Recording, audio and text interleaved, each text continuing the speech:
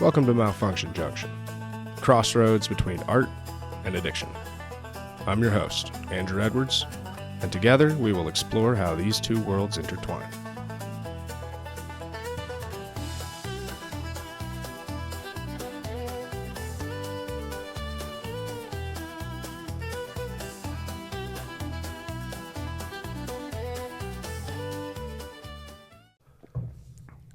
Hello everybody, welcome back to Malfunction Junction. This is Andrew. I am joined here today with Quinn Warren. He is a musician, artist based here in Denver, Colorado.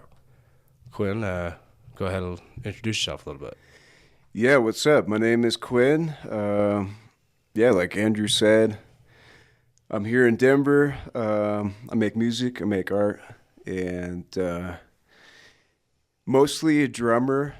That's kind of like where my musical ventures started. And but I like to draw, I like to paint and stuff as well. Started at a young age with kind of both of them, and still doing the thing. Good. Yeah. How old were you when you started drumming? Drumming, I was probably like around 9 years old. Yeah. Okay. And are you originally from here?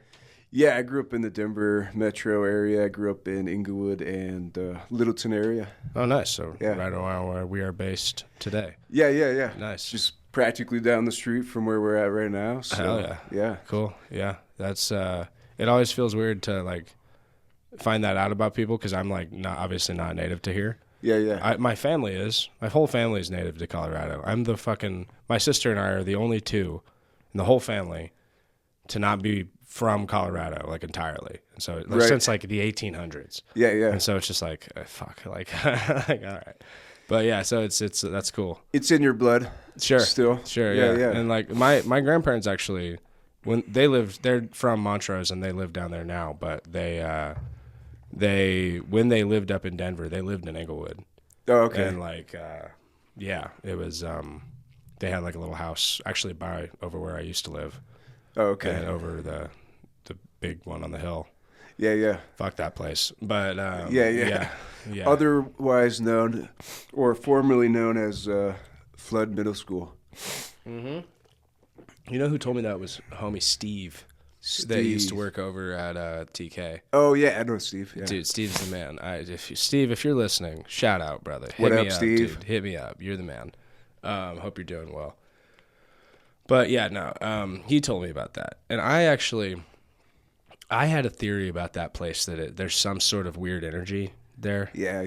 Cause like, dude, my apartment was in the bottom, like the basement area. Like if you're driving on Broadway and you pass that building, right. It's like they have like the grassy, or they used to have grass, but now it's like stone because they're fucking assholes and got rid of the grass. Assholes. Yeah. Fucking replaced it with rock, like big rocks. So now if my dog wants to run around, she can't. She'll break her fucking legs. It's just like, dude, fuck you guys, man. But anyway, so that's the apartment complex. That's the apartments mine were. The ones in the bottom, the basement area. And so there's this like area back there in the garage that is walled off, but it keeps going down. Really? Yeah. Huh. It doesn't have any, like it just keeps going down. And it's dark as fuck back there. You can't tell what's going on because they just, like, walled it off completely. And it's got a big old fucking padlock on it. Like, we were, like, thinking, like, oh, we can fucking, see if we can twist this thing off or something. Yeah. Nope, big old fucking padlock on it. Damn. And it's just like, dude, what the hell are they hiding? And then there's also, someone told me there's some rumors about like there being like an underground parking thing that potentially, the other rumor I've heard was that it has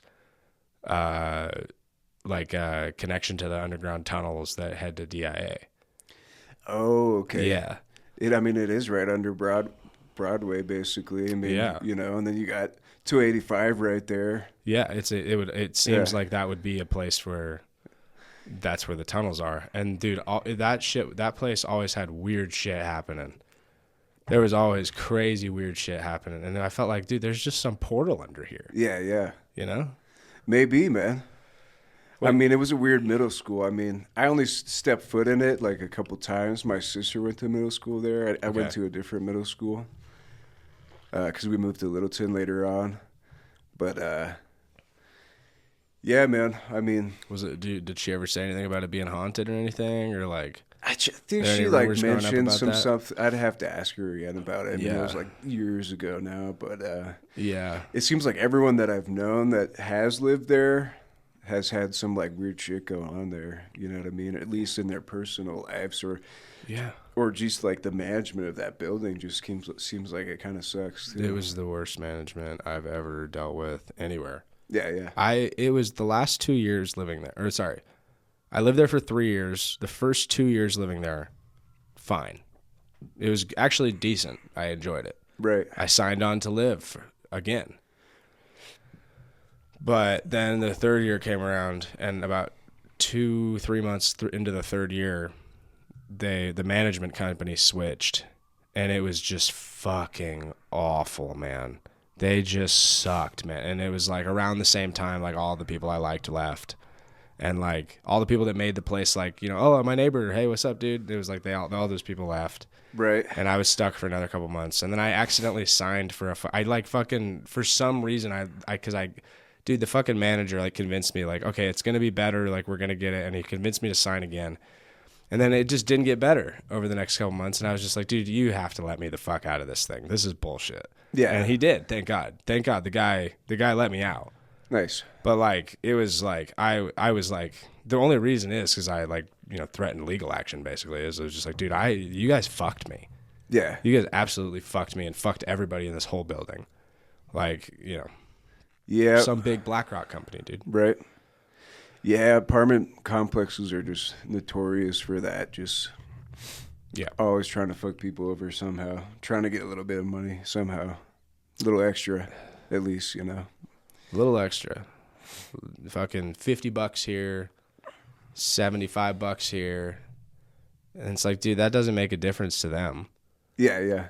But it does to the individual that it comes from. It's like $50. Like most people that live in anywhere nowadays, especially if you're living in apartments, you're living paycheck to paycheck most likely. Oh yeah, definitely. You know, like at least at some level, you may be able to save some money. Yeah. But like you're probably living paycheck to paycheck.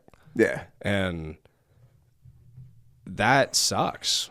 And then, so what that means then is it's like that's, you know, people are on a budget. And then it's just like, yeah, okay, you have, you know how you save $250 every month or whatever it is, and it's like, yeah, now you get to save $200 because you're going to pay me another $50 a month for parking. Right. Yeah. Or you can park your car outside on the street in the really ghetto neighborhood that we live in. Yeah. And it's just like, okay, well, fuck, I'm going to just pay you $50 a month and just fucking, I guess, figure that out later. It's just like, yeah. But right on, that's this is an interesting area. So yeah, it's definitely. It's interesting to be from here.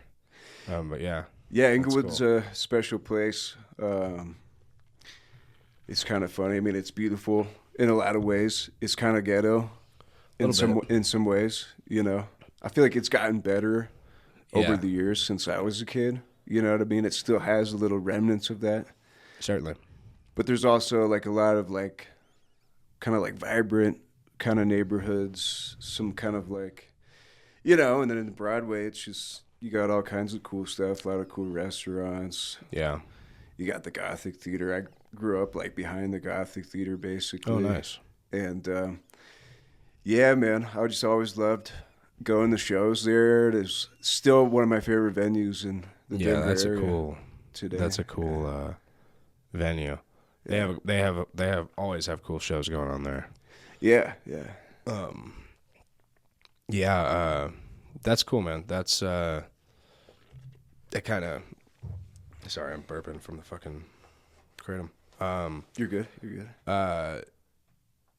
Yeah. I feel Inglewood feels a little bit like. I mean, I've always heard like people say like, yeah, this place used to be kind of fucking hood, you know. Yeah. And it was like, but then I guess it got gentrified at some point. And in all reality, the way I think about this place is it's kind of a little bit of a gem nowadays. It feels like a gem in Denver because the rest of Denver feels fucked up. Yeah, yeah. And like at least most of the like there are little pockets of the place that are like, okay, this part's nice, but it's like then it also there are other sides of it where it's just like, dude, what the fuck is going on in this city? Yeah. Like going up to Westminster, bro. Right. Westminster sucks, dude. Yeah. Dude, what is going on in that town? Yeah. If you live in Westminster, what are you doing? Yeah, well, Westminster's one of those weird places where it's like there's some really nice parts of Westminster, and then there's like some really downtrodden, there's some really downtrodden parts of Westminster. Yeah. And I was living in the really downtrodden part of it. It's Same. Bad, dude. It's bad. I hated that. I was like one of the worst years of my life. I think I lived there like 10 months or something. Yeah, I lived in Federal Heights for a little while, and like we had a lot of really cool neighbors. I'll give it that, you know what I mean? But yeah, man, there was gunshots going out like on every night, basically, you know. Like, yeah, see, that was going on in that area when I was living there. But the most I experienced with that was living in Austin. oh, Living okay. in Austin was like, it was seemingly every night there were gunshots. Yeah, yeah. It was like, and it didn't even seem like it was like because there would be no like then like, oh, you know, whatever, like someone getting shot. It was just probably someone going, you know, shooting in the air. Yeah, which yeah, is just like, what? Like that's crazier. That's even crazier. Right. Like to just blast fucking firearms into the air. Like that's nuttier than just actually using it to defend yourself, I think. Right. That seems like a very Texan thing to do. I'm just gonna shoot my arm off in the air, you know. Yeah. Those guys don't think very far ahead. There's one time when I was a kid, I went to Texas with the family. It was I forget where it was. Like, I want to say it was like somewhere near Houston or something like that. My dad had this friend that used to be a good friend of his. His name was Joe, and we went to go visit him. And Joe's just like driving us around. He's got like a beer in his hands. You know what I mean? Absolutely. Like, we went up to like a drive-through liquor store, which we used to have some of those in Denver, but it seemed like they were like everywhere, you know. And then he just buys a beer right there, starts drinking it. Yeah. And me and my brother were. I think the only place those exist nowadays. I think they got rid of those still. I don't know if they still exist in Houston. If they were going to exist at all in Texas, I think they'd probably exist in Houston. But I'm pretty sure it's Louisiana is the only one that still has those. Yeah. Not positive of that. Someone correct me if I'm wrong, but it's like, it's like I think that's Louisiana is the only one. The last bastion on that one. Right. Yeah. But yeah, we were in Joe's backyard, like we were shooting BB guns. We were trying to shoot these cans, you know. Mm-hmm. Me and my brother, and we couldn't hit this one can, and then this guy Joe just comes out with a 12-gauge shotgun, and he just like blows him off the fucking fence, you know, like right into his fucking neighbor's yard, dude. You know what I mean? It's not like a big yard or anything, you know what I mean? Oh, really? Yeah. Jeez, dude. He's like, all right, everyone inside, you know? That's insane, dude. I'm like, this is what Texas is like, all right. Texas is wild, dude. Texas is a wild place. I lived in Austin, so Diet Texas is what I like to call it, is what people called it to me. This is Diet Texas, and that's true. Yeah. It is Diet Texas. I could see that. It was fun. Yeah. And the music scene's pretty cool there. But yeah. That's what I hear. Yeah, it's worth going out there sometime to check it out. I'd want to go with somebody else that was like also not drinking if I was going to go back to Austin, because all of my friends there are like huge. Dude, it'd be a blast. We'd just be sober. Yeah. You know, like, cause like we'd be with people that are fucked up, but also like great partiers. So they're just like we'd be hanging out with everybody. But it'd just be like, you'd have to be like with someone that'd be like, yeah, we're not drinking or whatever. Yeah, because that'd be the risk, is that like that takes the risk of like it being so fun. You're like, ah, fuck it, I'll have a drink. It's just like, yeah. I had a girlfriend a while ago when I was drinking. Her name was Brittany, but she was from Lampasas, Texas, which is like 45 minutes. That's between Dallas and that's actually between Waco and Austin, isn't it? I think so. Yeah, it's like north, 45 minutes or so. of Austin. But yeah, I remember that area. We went a couple times to visit her family, and we would go into Austin a little bit. And we went to South by Southwest one time, and it was chill. That was like my first like taste of Austin, really. You know, Yeah. It was like I parked. I went. Do you know who Charles Bradley is? The name sounds really familiar. He's like a really good like soul kind of singer. Oh yeah. He passed away. Yeah, that's right. R.I.P. Charles Bradley. Yeah, but he like got big in like his fucking like 60s or something. That's right. But he was playing at like 10 a.m. or something. So I got up like hella early to go see him play. It's like, that's cool. Parked my car. People were like, "What's up, man?" I was just like, I felt like really welcome there, which was chill. It's kind of like that, especially at that time of that time, like South by and ACL. It's like that. Yeah. But it was chill, and obviously I was drinking, so it was like, But it was a good time. I talked to Carl from Workaholics. I met him. Nice. At a bar. Cool. That's cool. Yeah. You'll always meet someone. Yeah. You'll always meet someone in Austin. There's always some fucking... Yeah. Because it's kind of a... It's... I don't know. It's kind of... I mean, who knows what it's like now, but back when I was living there before it like really blew up from the Rogan, for the Joe Rogan thing. Yeah. Like, with like famous people living there. Yeah. But Mothership, yeah. I never went to Mothership. I did get to go see a show at Vulcan Gas Company when they were doing that before the Mothership opened up. Oh, okay. That was pretty sick. Nice. But yeah, I would like to go back and see. Yeah. See a show there.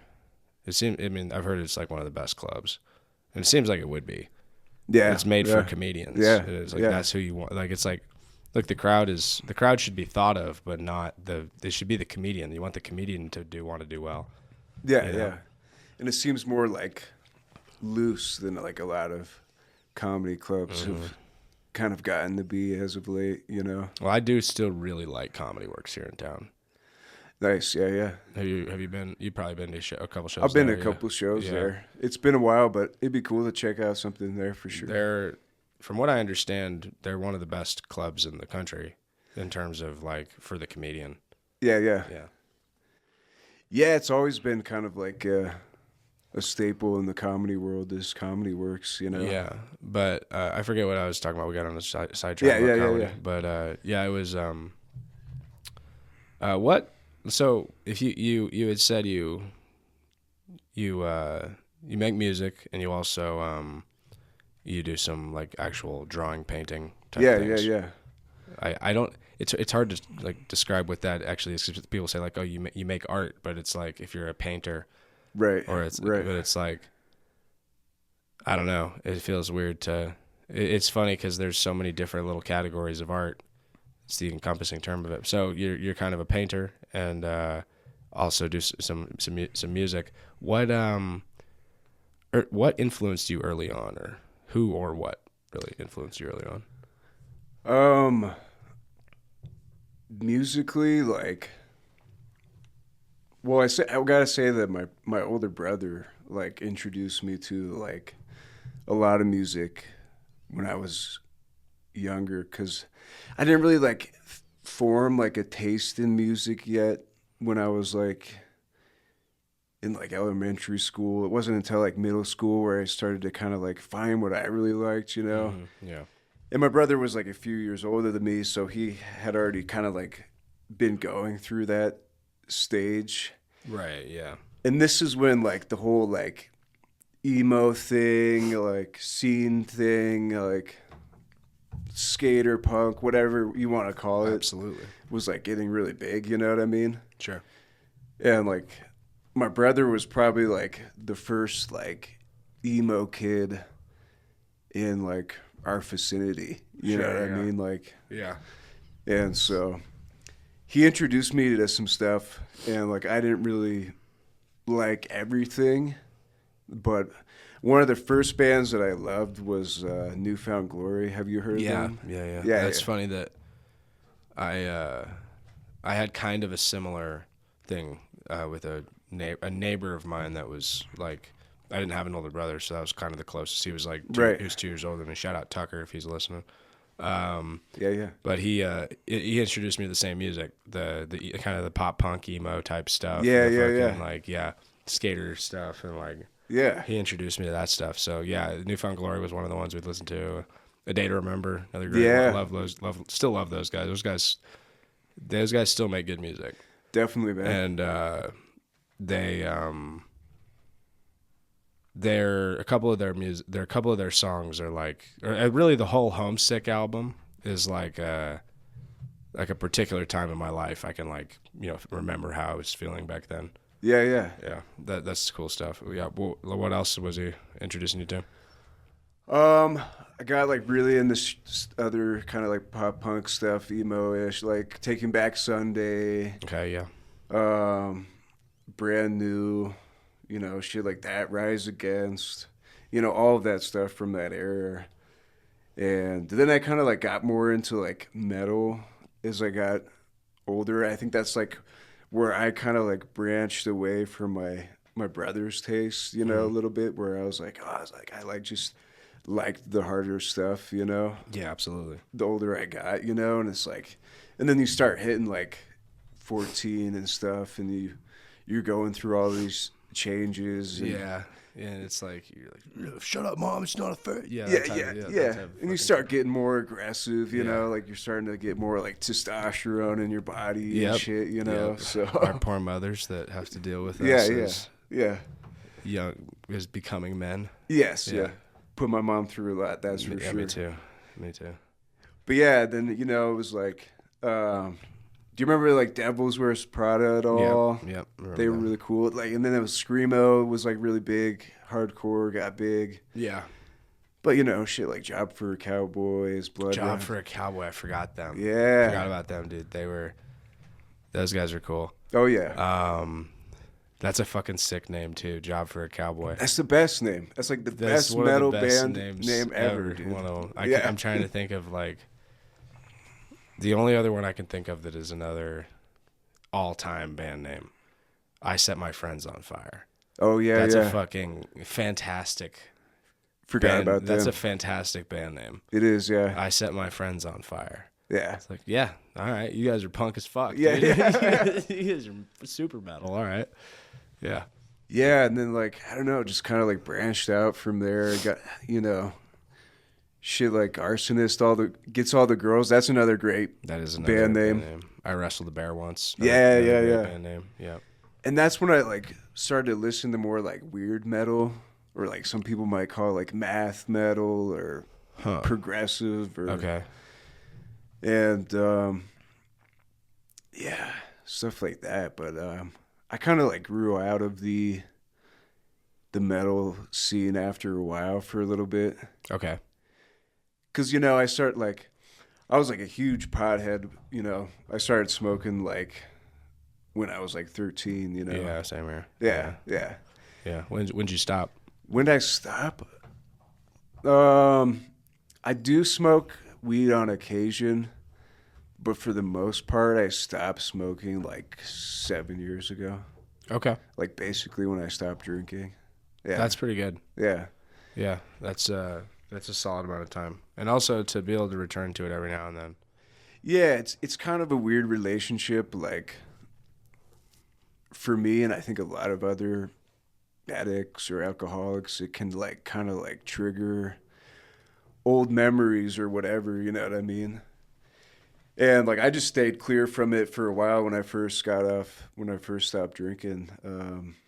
Yeah, it's typically the best way to do things is to do that. And I fucking this most recent time I wasn't able to do it. But yeah, I'm glad that's good you were able to do that.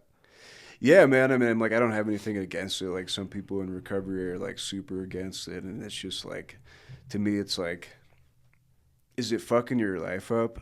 And like, right. That's when you got to make a call of like, and also, is it making you like? I realistically speaking, the way I think about addiction stuff is like, look, what works for someone else may not work for someone else, and what or if you want to put you in there too, but it's what I hate when people are like, that's why I don't like AA.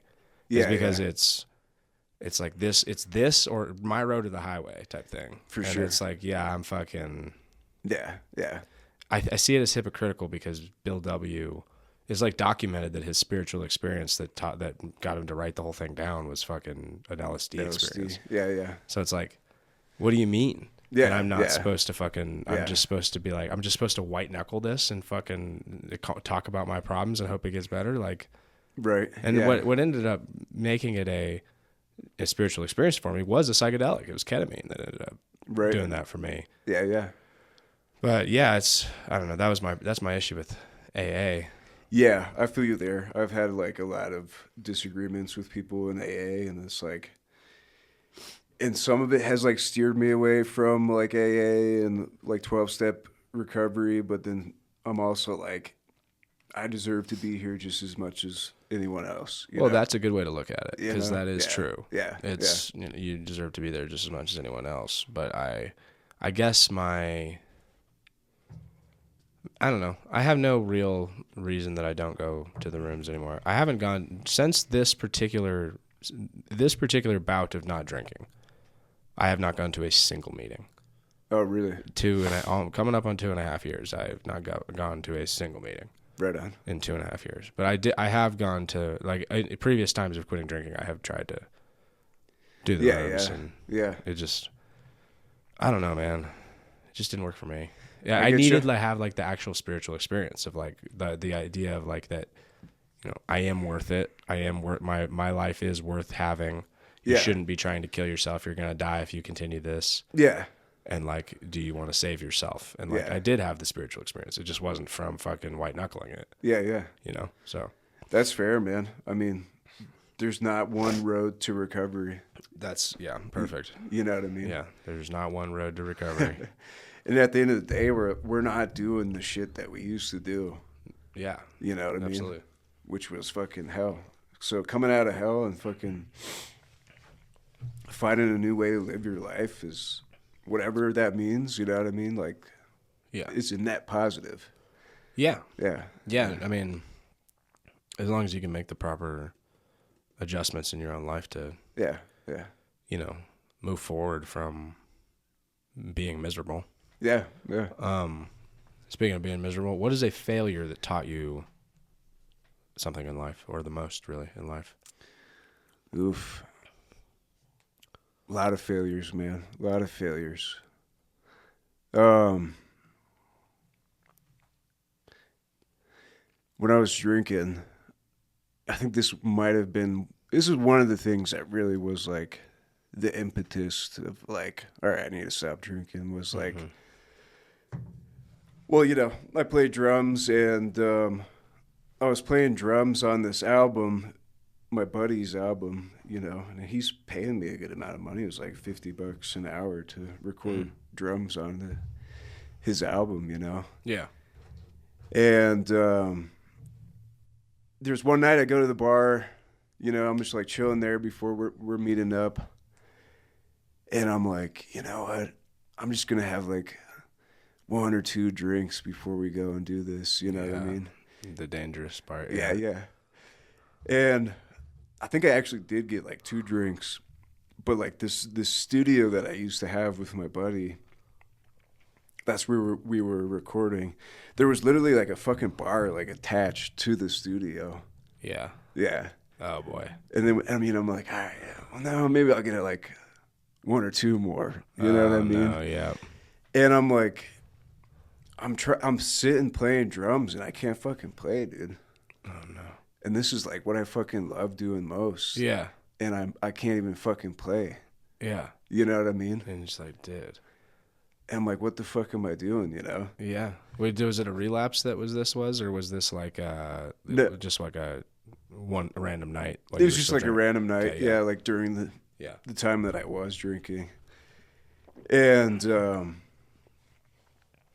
my buddy, he was really chill about it. Luckily he was like a good friend of mine. I think if it was anyone else, they would have been like, get the fuck out of here. We're going to find someone else. Yeah. Yeah. And, he's like, you know what? Let's go to my place. We'll chill. We'll get some sleep, and we'll go at it again tomorrow. Yeah.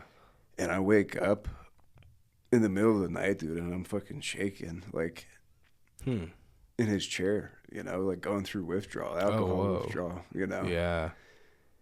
And it's like, and the whole room is fucking shaking, dude. Yeah. Like, it was like this fucked up psychedelic experience. I've been through that. Yeah, that shit's gnarly, dude. Yeah, so basically I think I was going through DTs, delirium tremens, and I saw like the female version of like death. She like came up through the ground, you know, and she was like screaming at me, but like her mouth wasn't open at all. It was like someone put two speakers inside of my head, and she's like screaming at me, like telling me like everything I ever did wrong in life, you know? Yeah.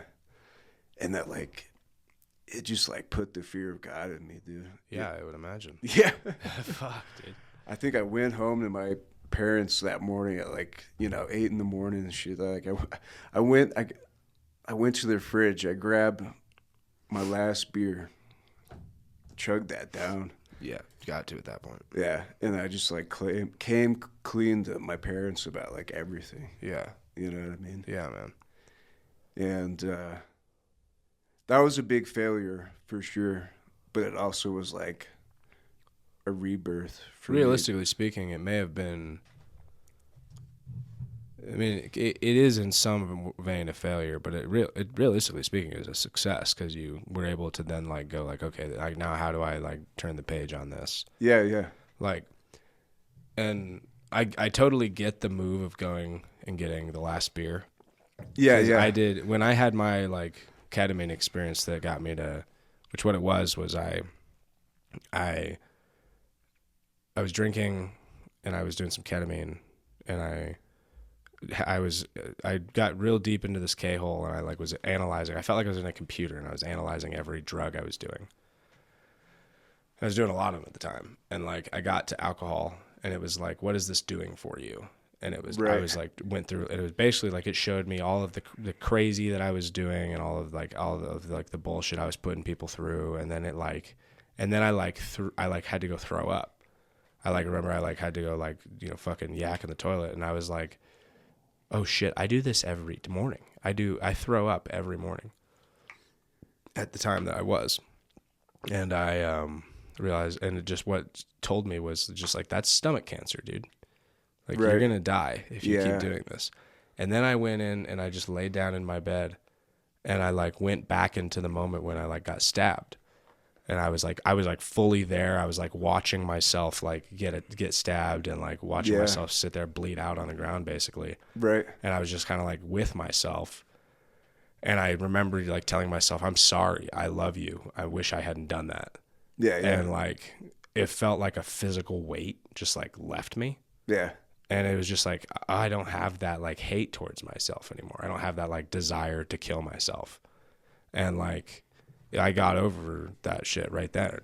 And I went out and I finished the alcohol that I had, because I was like, I don't want to have it anymore, but I also don't want to pour it down the drain. Yeah. I'm just going to fucking drink it and just call it good. Yeah. And I told myself, look, if I start to go through that type of thing, because I had gone through that before in previous times quitting the DTs, but I told myself that if I start to do that, like, go get a fucking drink, dude. No, it doesn't. That's not worth it. Yeah. That's like potentially deadly. Mm-hmm. Like, don't put yourself, just go get a fucking drink. You can start over the next day. Like it's it's just like all that matters is what you do tomorrow. Yeah. And I think that's a big thing. And that should be a big thing for anyone's recovery, is that like, look, if in faced with a moment of weakness in relapse or something like that, all it really matters is what you do tomorrow. Yeah. You can fuck up today. Yeah. Don't fuck up all the time. Yeah. But like, what you do tomorrow matters. Like, if you're fucking up today and that's already gone and you've already fucking been drinking, then dude, just don't do it tomorrow. Don't do the next day either, but just wake up, start a new day, be like, I fucked up, I shouldn't have done that, and fucking move from there. Yeah. You know? Yeah. All that really matters is what you do tomorrow. 100%, man. Yeah. Yeah. Yeah. It does matter what you do today too, but like, Yeah, if you're already within the saying goes within if you've already fucked up today. Yeah. Then just don't do the same thing tomorrow. Exactly. You know? Yeah. No, I see your point. Yeah. Yeah. So you are in a band currently. Name of that band is again. Our band is called Subatomic Hero. That's right, Subatomic Hero. Shout out. Yeah. What self-described? What type of music do you guys make?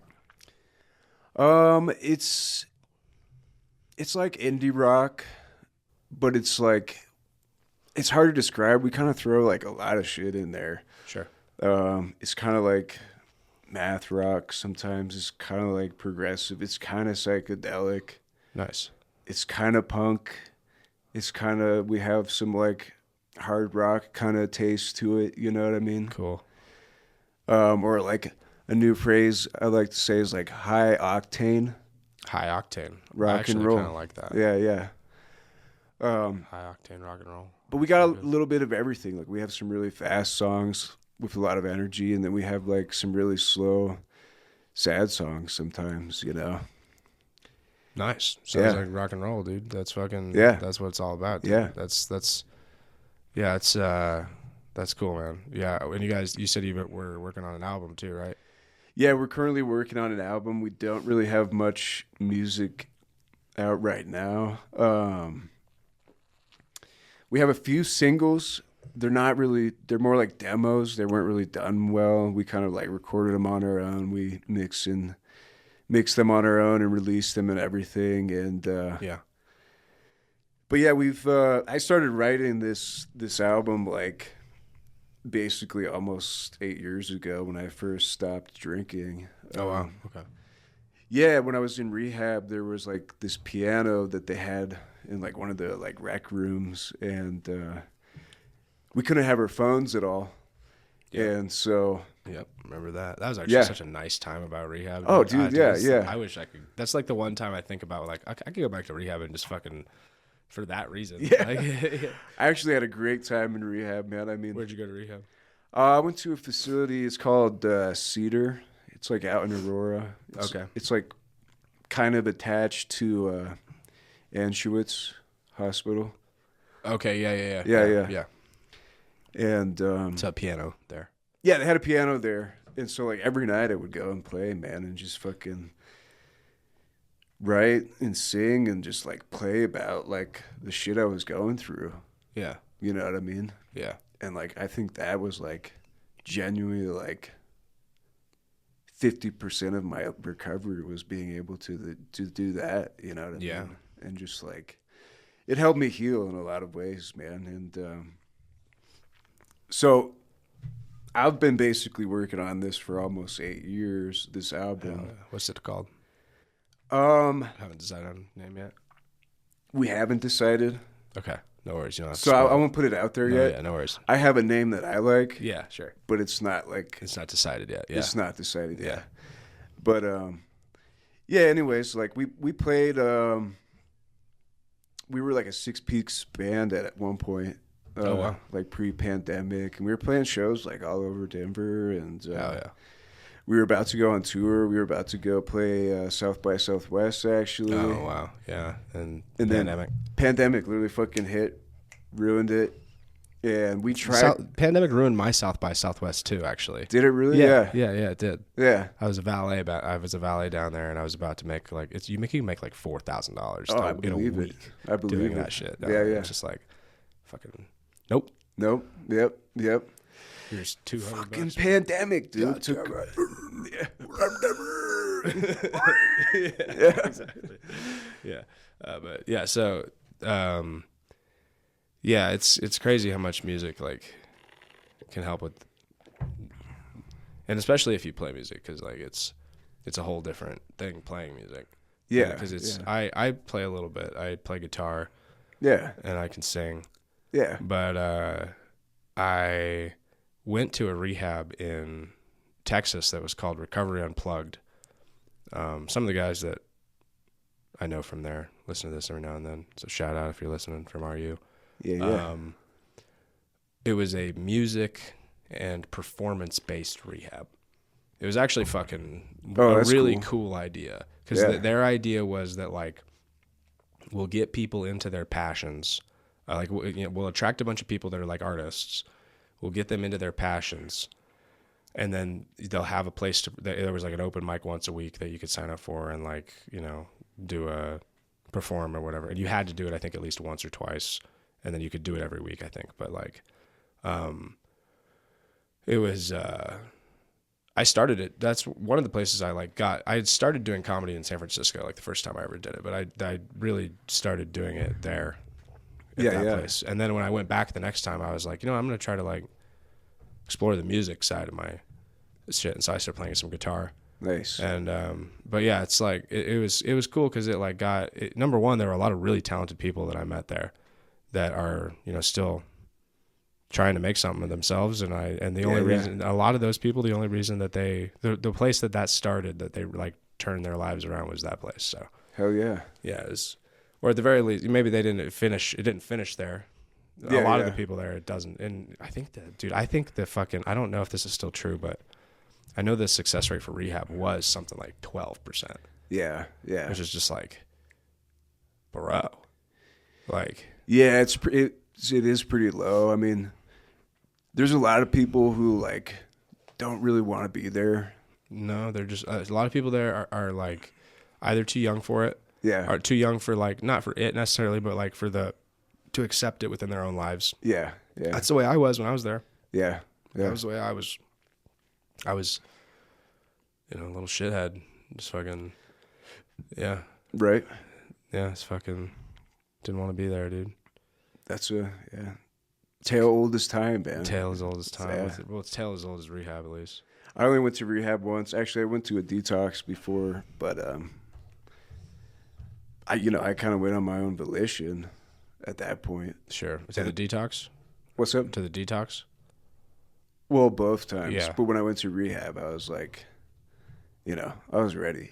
You know. Yeah. I was like, I just don't want to fucking deal. Did you quit after that, or did you relapse at all after that, or? I had one night of drinking 11 months after that. I don't really consider that a relapse. Lapse is what we call it. Yeah, it's just a lapse. Yeah, it wasn't a full-blown relapse. It was like, it was weird. I was going through a lot of shit at the time. I just had shoulder surgery. I lost my job, and then my girlfriend at the time had broken up with me. That sounds a lot like my fucking recent. Yeah. It was like all in the span of a week. God damn it. I need to have another shoulder surgery, but I'm not going to do that. Not yet. Yeah. Yeah. So one night of drinking after a fucking rough fucking 3 things, dude. That's enough to knock anybody down. Yeah, all in 1 week, man. Yeah, dude, that shit always happens in early 3 things recovery too. You know? It's always 3. Yeah. Yeah.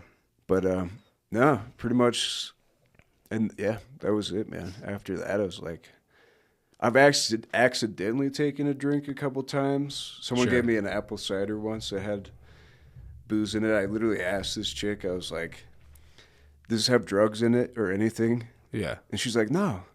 You know, because the alcoholics never think that you mean alcohol. Yeah. Because you're like, alcohol's not a drug. It's like it's the worst one. It's like it's literally like, and I wasn't at a party or anything. I was like literally at work, so I didn't think someone was like, handing me alcoholic cider. But yeah, that sucks. Yeah, I called my buddy right away and just kind of aired it out, and I was fine, man. But, well, yeah, that's what you got to do at that point. It's like, yo, I fucking just got to tell someone this. Like, yeah. I took a drink by accident. Didn't mean to, but I did. Yeah, and it wasn't enough to, like, no, get me drunk or, no. You know, it was enough to be like, oh, shit, but, you know. Yeah. I still enjoy a good NA beer. Yeah, I had an NA beer yesterday for lunch. Oh, nice. Yeah, I had with lunch, but went over to Cochino over here. Oh, okay, yeah. Dude, that place is good. Yeah. That place is good as fuck. They got a nice little, like, football, they have a football deal where it's like 12, you can get fucking 3 sliders, I think it's 6 wings, or like 6 taquitos for fucking $12. Oh, no way. Got the beer with it, $6 or $20, fucking lunch, whatever. Nice. It's like that's better than nice little Sunday lunch when I wasn't doing anything. It's like, cool. Yeah. Yeah, man. I enjoy a good NA beer because I loved beer so much. Same. Yeah. That like that was really the hardest part of quitting alcohol was like, dude, I just want to I want having pizza, I'm having wings, whatever it is. Like I want a fucking beer with this. Yeah. Like I need a brew. Yeah. But it's like, so it's nice that I like that they do. More companies are doing an NA version now. The Corona NA tastes just like a Corona. You can kind of taste that there's no alcohol in it. There's no like ting of the alcohol. Right. But like, you know, it's like realistically speaking, it's like it's the same fucking beverage. Yeah. Yeah. It tastes fine. Yeah. Yeah. Yeah. I mean, I feel like most breweries have an A beer. Nowadays, it wasn't that way. If I go out with like some friends that do drink, then I'll get an NA beer. Yeah, that's usually what I do too. If I do go out with people like that, which has been a while since I've done that. Like, yeah. Truly gone out with people that drink a lot. Yeah. And like, it's been a while since then. Same. Yeah, which is for the best because like, it gets fucking tiresome to be around people like that. Oh yeah. Not anything against them, especially not when they're sober. Yeah. But like, because they're good. Everyone's a good person when they're sober. Yeah. But like some people, even if they're not like mean or bad people when they're drinking, they're just annoying. Yeah, definitely. They get louder because they fucking can't hear themselves. Yep. That used to be my problem. I realized that with comedy. When I quit drinking, that was kind of when I quit doing comedy. And I'll still go back every now and then and do it when I write some stuff. But like, realistically speaking, I haven't been focusing on that at all. And but I had noticed when I quit drinking that I was like, oh, that's why it sounded fucking so loud. Cause I couldn't hear anything. Cause my ears I don't know what happens to your ears when you start drinking, but I like could not hear anything. I couldn't hear myself. I was just like, dude, this is fucking crazy. Yeah. I was like, damn, okay. Yeah. And you're adrenaline pumping too. Adrenaline and your judgment is off. So you're just like slurring your words. You're already saying provocative shit. So you're just like, you don't really want to say it to begin with. Cause you're like, people are not going to like this. Like, like. Yeah.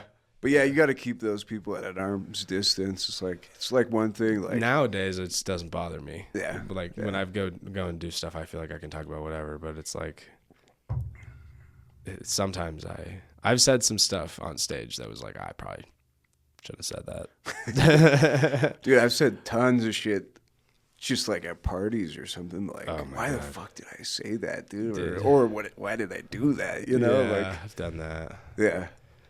Yeah, embarrassing moments are always a good time for other people. Yeah, never for the person it's involved with. So, question here: what are you working on right now that excites you the most? I guess we'll go aside from the album. Aside from the album, yeah. Shoot, man, that's kind of been my world recently. Is getting this. Well, okay, I guess we'll ask this then. We'll ask this one. All right. Do you guys have an ETA on the album or? The new year is our goal. Cool. Yeah, that's us with Night Cook too. Yeah. Yeah. Cool. I think it's doable. It's not a hard date. But like either new year or like soon after it. Sweet. We're getting close to being done with this 6-song EP. Right. That should be like another month or so. Okay. It's like pretty much done recorded, but everything has to get mixed and mastered, and we're just sending it off to a professional this time because, man, we've been working on this shit for a while. Might as well do it like that, dude. Yeah. If you're putting that much work into it, we should put some fucking beauty onto it too. Yeah. So, and those people that do that are that shit's so hard, dude. Oh yeah, man. That shit's so hard. Incredibly complicated shit. You know, like I can do it very minimally. Yeah. And like because I went to college for video production, so it's like I have like a very minor basis in audio production, and then a little bit from this. Like this taught me more audio production than college. I'm sure because like yeah, my fucking. Yeah, I'll tell that story later. That's a crazy story. But yeah, that's so. I'll try to ask this question in a different way. This same one is that, So you're working on the EP, and then that'll come out, and then the album after that, or is it? How is that work? Yeah, EP first, album after. But I think we're gonna waterfall everything. I don't know if you're familiar with that. I'm not familiar with that term. Waterfalling is just when you release your album like one song at a time, basically. Oh, interesting. So instead of releasing it all at once, you know, okay. That's cool. And there's a couple reasons to do that. Is like one, it's like better for like the Spotify algorithm. Yeah, probably, huh? Yeah. And two, it just kind of like gives you time to just kind of like build it up and like promote it and everything, you know what I mean? That actually does make sense. Yeah, yeah. Because I guess if you guys have like however many people that are gonna listen to the album to begin with, and then like the song that people have come to the most is gonna get selected to go on like the playlists in the algorithm, and it's like that's probably how that works, I'd imagine. Right. But if you do it just like, this week we're releasing this song, the next week this song, and then it's like that song has its time to get its listens, and then it pops on a playlist. Yeah. And this song has time to get its listens, and it pops on a playlist, and it's like, I get that. That's cool. Yeah, 100%. Yeah. Yeah. Yeah, because if you're releasing it all at once, like, you know, a lot of people are just going to listen to it at that period, you know? Yeah. And then they might not come back to your Spotify page for a while. Right. But if you do it one at a time, they're going to continuously be looking forward to hearing the next song or whatever, you know? Yeah, so absolutely. That's going to work in your favor. But we are going to, like, have the album and the EP, like, available to, like, people who are, like, on our email lists and stuff. Oh, cool. Like, beforehand. Nice. You know, so. Nice. Yeah, subatomichero.com if you do want to get on it. Like I said, we don't We'll link that in here in the description. We don't have like a lot of music to listen to now, so get in line though. Get in line. There's gonna be a lot soon. Yeah. Hell yeah, dude. Yeah.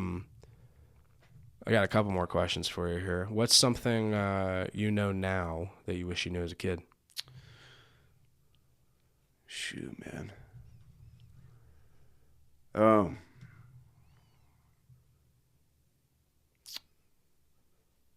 That's a hard question, Andrew. It is a tough one, huh? It's a tough one, huh? A lot of shit. Yeah, that's for sure. You know, a lot of shit.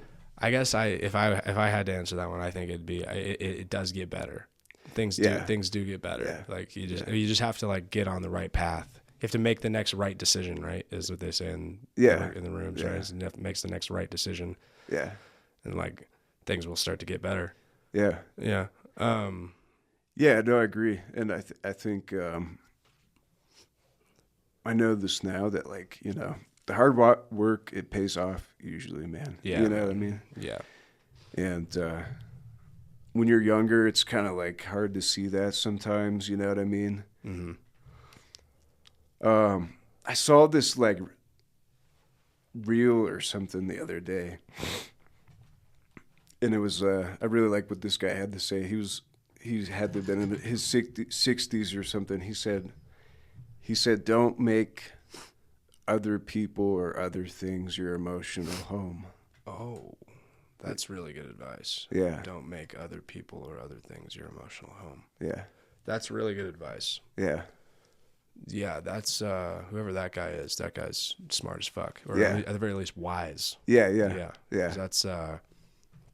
That's fucking spot on. Yeah. I could have used that advice 2 weeks ago. Right. You know, fuck. Well, it's hard too when you know, like you have a really good relationship or friendship with someone. You know what I mean, and the rug gets pulled underneath you, and like stabbed in the back sometimes and stuff. Yeah, like that. yeah. It's just like, I get it. Sometimes you don't see that shit coming. You know what I mean? But no, you don't. And sometimes it hurts that way. Yeah. What does the word freedom mean to you? Freedom.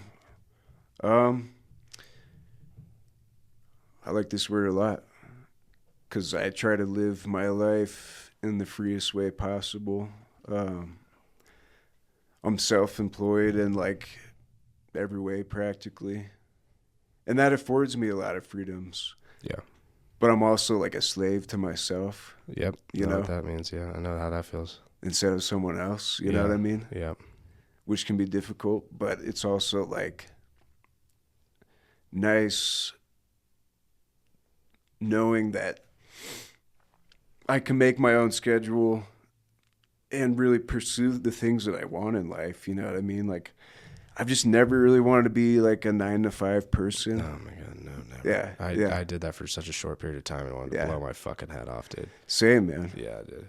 I mean, I've worked, day jobs doing like all kinds of different stuff, construction, landscaping. Yeah, but all those are so much different. Those particular types of jobs are different than like the 9-to-5 sitting in an office. There's something soul-sucking about that. There's something about the fucking bright lights that are the fucking strip lights and the fucking shitty ceiling, and it's just like, it's something about fucking.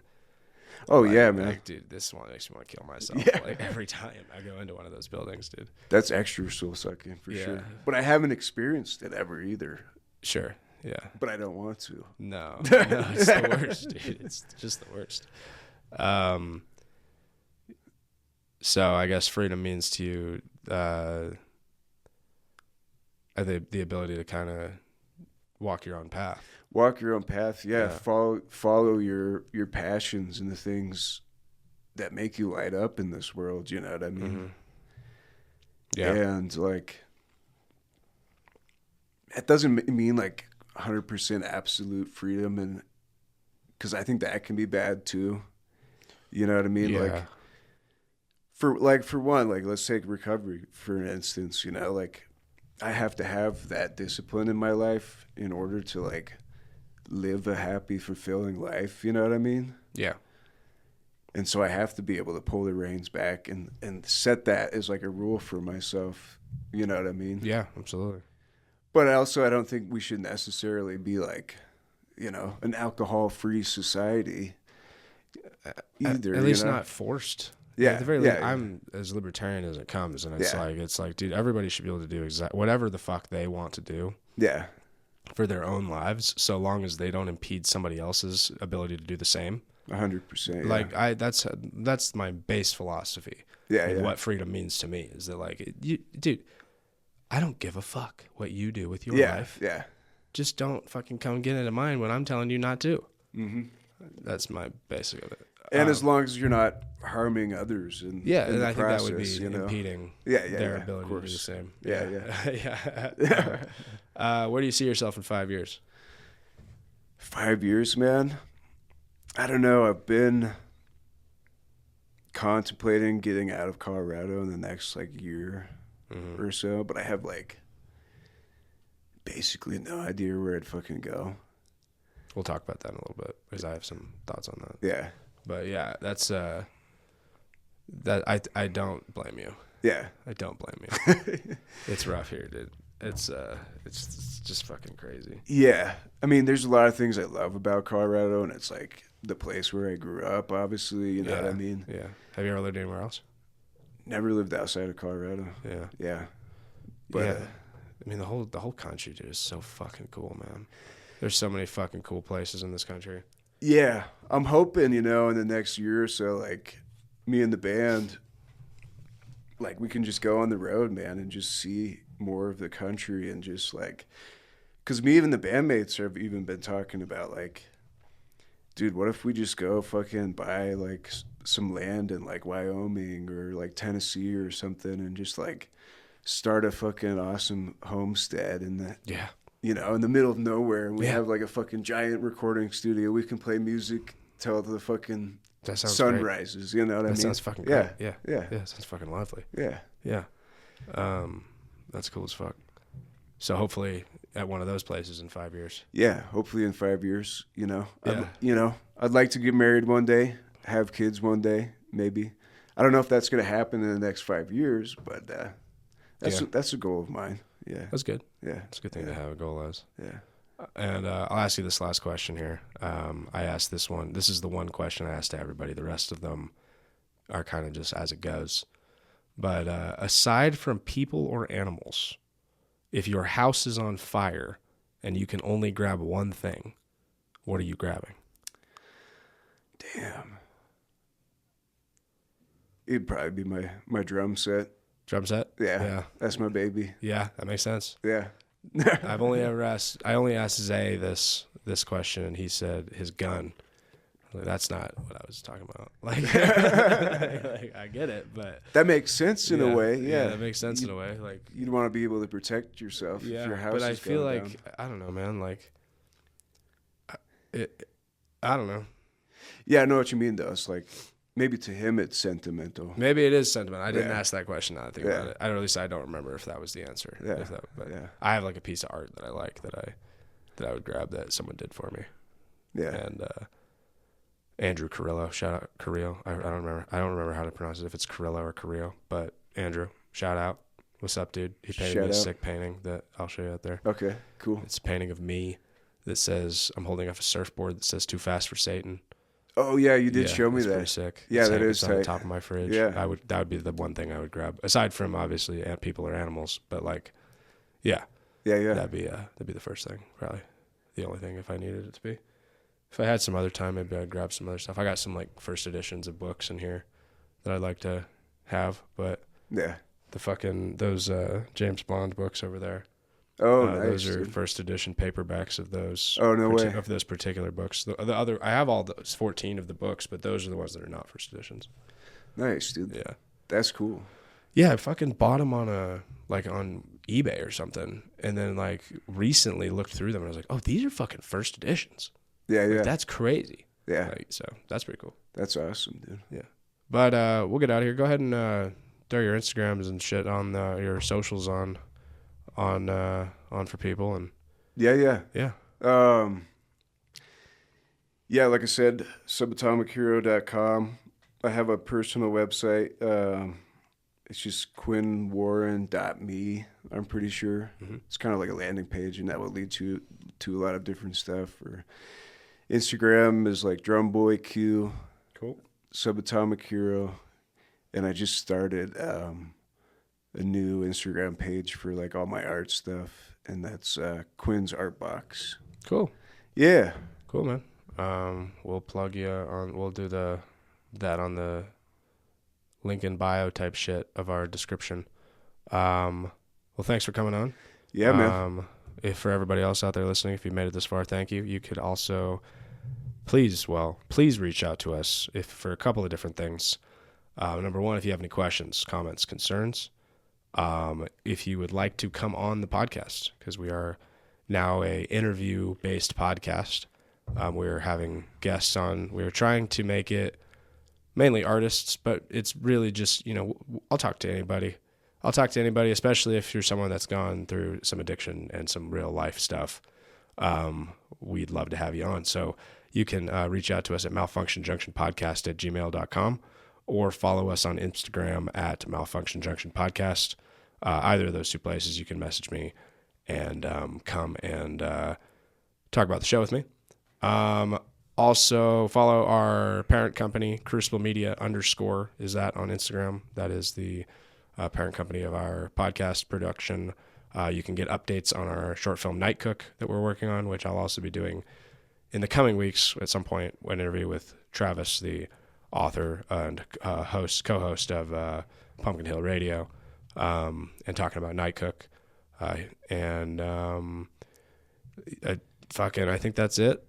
I think we're still trying to do the newsletter at some point, and maybe a magazine and fucking some other shit. Well, who knows? We're going to try to do some shit. Hell yeah. But thank you all for listening. And Quinn, thank you for joining us. Yeah, man. Thanks for having me. Absolutely. Everybody, have a great rest of your day. Later.